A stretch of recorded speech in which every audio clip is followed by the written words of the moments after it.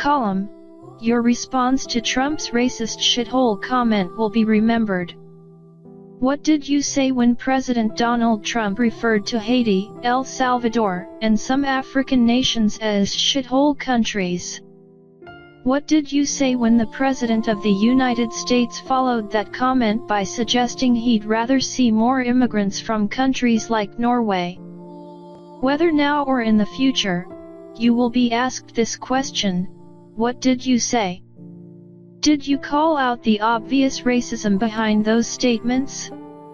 Did you acknowledge that the leader of the free world by title, anyway, had shown himself to be a white supremacist, casually expressing his dislike of brown-skinned immigrants and preference for white European immigrants? Were you outraged that such comments from a sitting president were antithetical to the ideals that have always made America a beacon of hope and opportunity? What did you say? Did you speak out?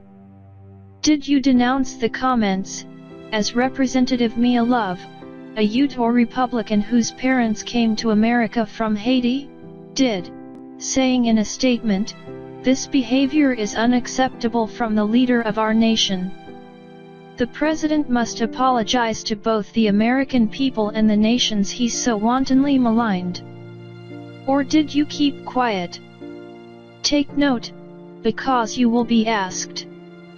Trump's has been a presidency filled with jaw-dropping moments of offensive behavior, but this one will stand out over time, both for its profane nature and its naked racism.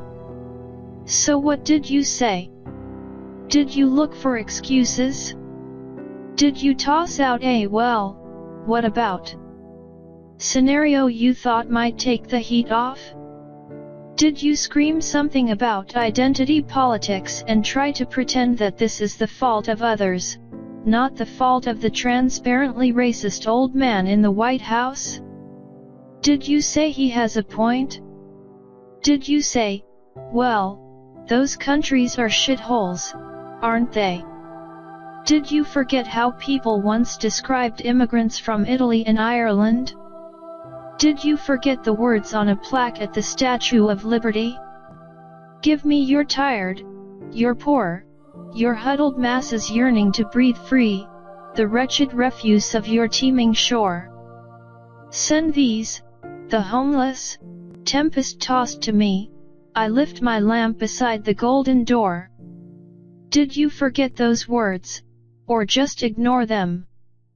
Did you smile about a tax break and say nothing? Did you not put the pieces together and consider all the other times Trump has shown us exactly who he is? Did you tamp down memories of his calls for the execution of the Central Park Five, even after the young men, 4 black and 1 Latino, were found innocent? Did you explain away what Trump was implying in this tweet from 2013? According to Bill O'Reilly, 80% of all the shootings in New York City are blacks. If you add Hispanics, that figure goes to 98%. 1% white. Did you disregard his years-long birther crusade against the nation's first black president? His description of Mexican immigrants as rapists and criminals? His regular criticism that immigrants coming from predominantly non-white nations are examples of those countries' worst people? Did you not let yourself see the pattern? Did you twist logic into knots and blame it on the media? On political correctness? What did you say when our president called other countries shitholes and you had to shield your children's ears from profanity on the nightly news?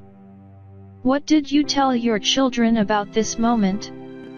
How did you explain the president's words? Tell me, what did you say?